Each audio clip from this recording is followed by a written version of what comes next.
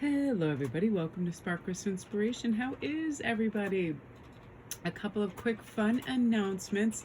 I created a couple more fun spreads. I have the Beltane Life Journey spread. I really like the questions and the outlay of this. I also have a healing and growth spread. A lot of people have been asking for a lot of different types that are available after getting some of my initial ones that I had out. So thank you so much, you guys. I really like this. I kind of ask myself stuff about this every morning. You know, what message am I trying to hear from the universe? How can I connect with my higher self? Always through gratitude, that works for me.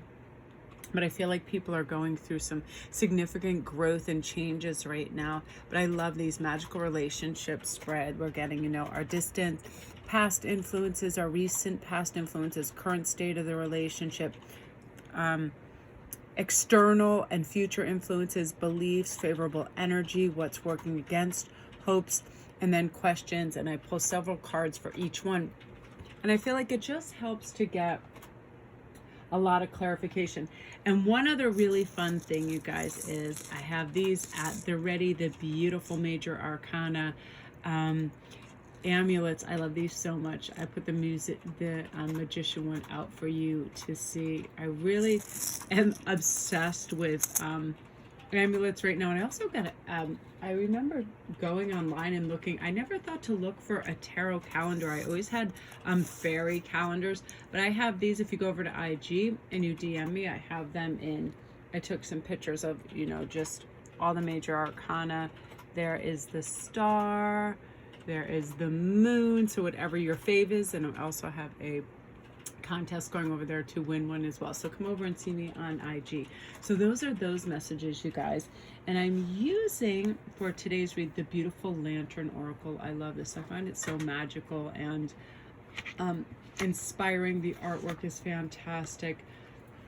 And it's just absolutely, absolutely beautiful. So we are going to begin with the voice. Now, this is super important because, you know, this is us exclaiming our wants, our needs, our boundaries, everything. You're here to be known. So speak and be seen. So many people let things kind of just pass over, wash over with things being unsaid, and they can accumulate. So this, you know, in terms of a positive outcome, we have to remember, like, family cultures and society can often demand silence or invisibility. Sometimes early in life, silence and invisibility are necessary means of, like, survival. You know, if there's a hostile environment, if you are in a neighborhood where, you know, you don't feel welcome, there could be ethnic reasons, all religious, all kinds of things. But now is a time, you know, we need to release our light from the shadows and shine our uniqueness in the world. I feel like a lot of you guys have so much, like, unspoken glory. You have that poem, you have that book, you have that YouTube channel, you have all these things in there.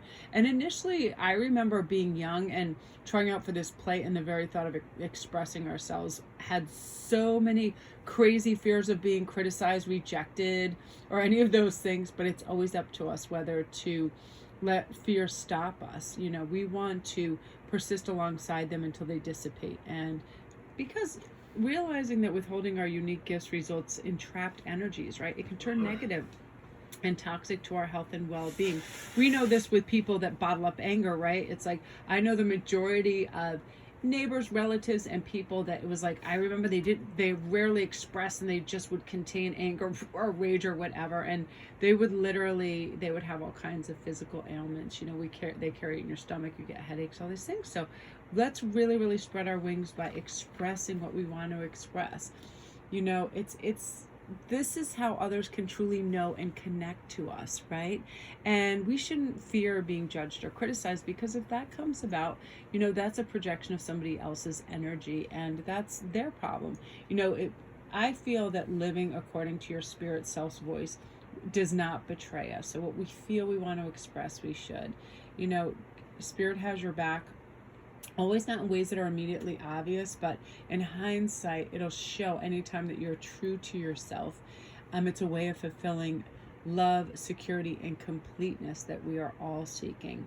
So I always remember too, our differences are our blessings and our responsibility to share. We're not supposed to be one, like, a flock of of birds always going in the same direction, doing the same thing. We have a lot of unique individuality. So by expressing that, we'll feel good, and it helps us advance too.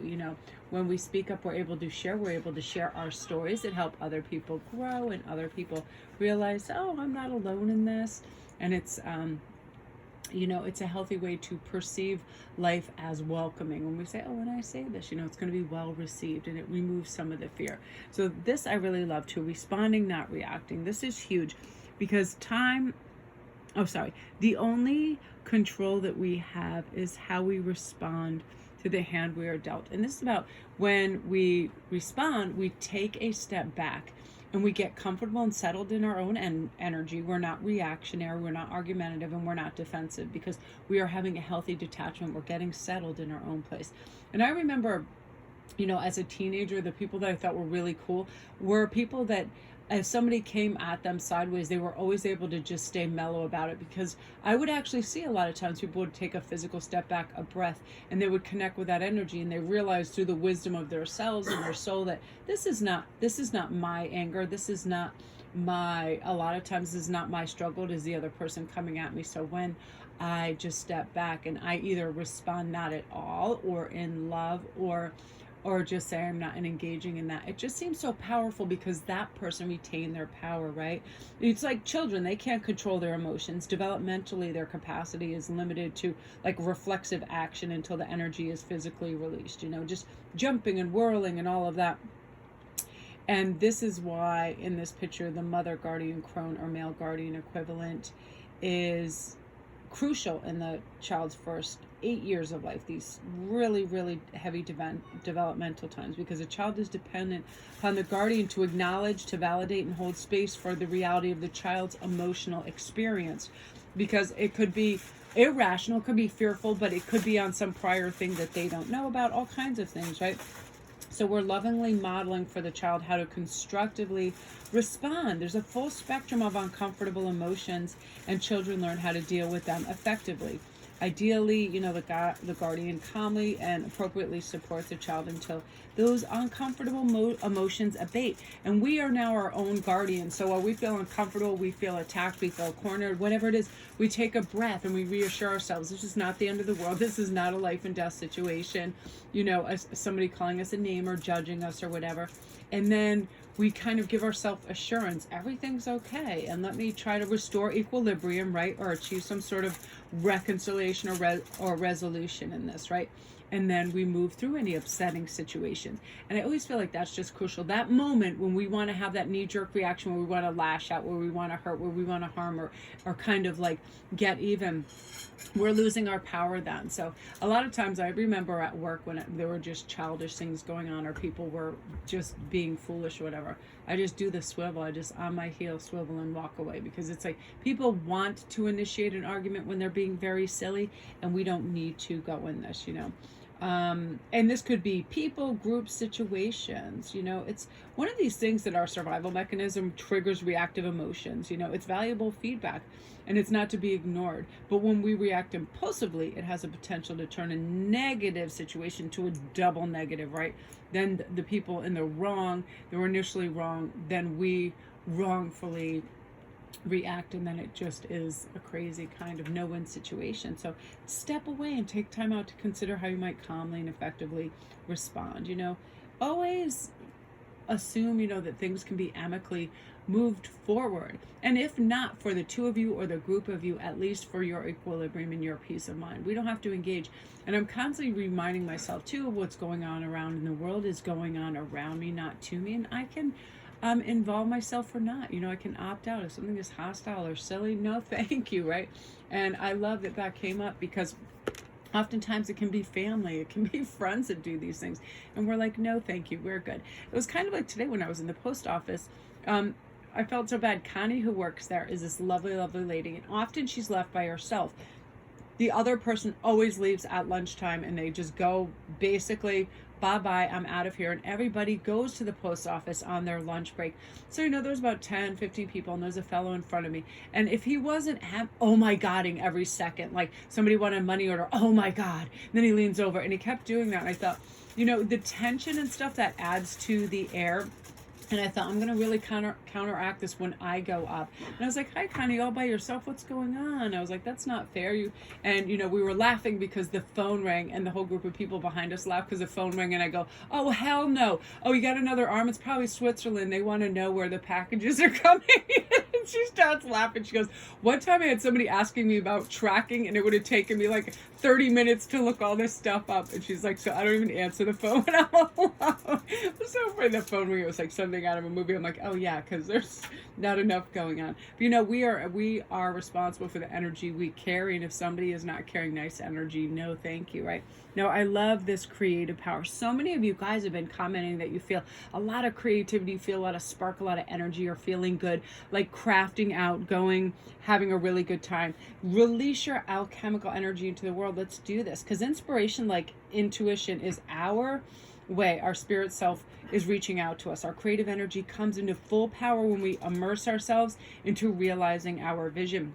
And I'm not kidding, you and other creatives know, and comment down below if you feel sometimes where it's almost like the mad scientist. I've begun this, I have to finish this. You get so excited, you're pulling out all your resources, all your materials, and you get really excited, and it can really look like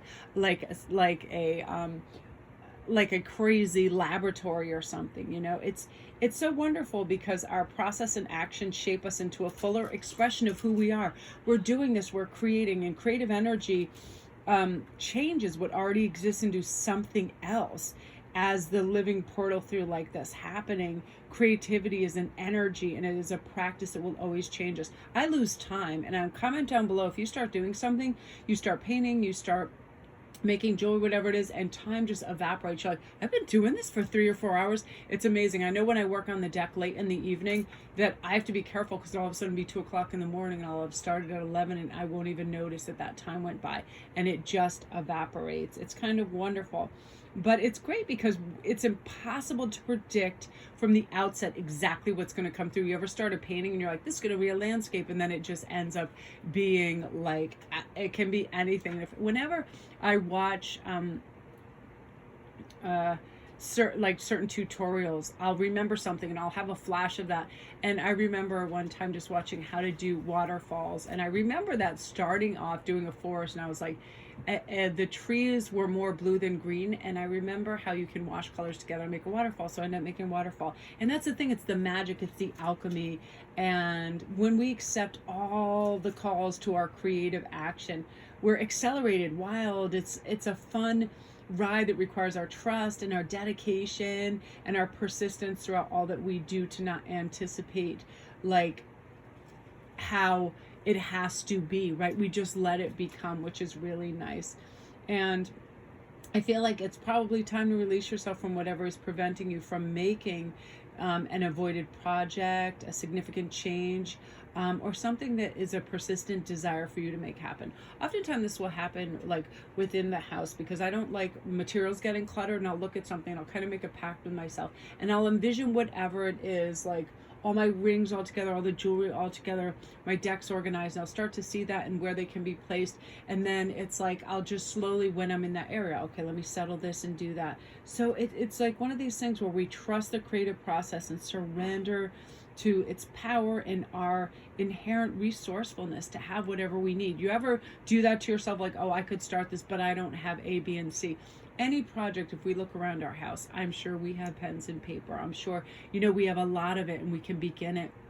And it doesn't take a lot of money, but it's such a wonderful thing to do. But we kind of do need to prioritize our needs, right? Like, oh, okay, let me make sure that I have water close by. You have a nice, safe, and stable environment. Your pets aren't going to get anything toxic, whatever it is. But when you really seek what you need, accept it when it shows up, because it feels great to then be able to create this thing of magic. I love, love, love that for today. So those are your messages, you guys. If you're new to my channel, welcome. Don't forget to press like and subscribe, and all my links are down below. Don't forget to go over to IG and check out all the reading layouts and good stuff over there, and all the fun new pieces. I'm really into green stones right now as well for abundance. And comment down below if you just go through color phases. Like sometimes it's deep purples and amethysts, and other times greens. It's like just certain color phases, and I just love that. I love this particular artwork in this card. Is really inspiring me to want to paint. I love spirals and I love geometric, but I've always loved this teal kind of green and blue with earth tones. I find it so beautiful and restful. I just really love that.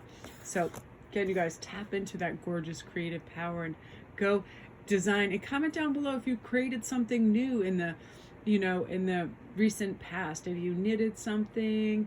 Have you painted inside your house? I'm starting to get really interested in certain resin things that I see online, resin work. I just think it's so beautiful that you can kind of create this gel and fill it with real flowers or anything pretty much, and create this like gorgeous gel resin art. I love that a lot too. All right, everybody, have a great day. Love and light.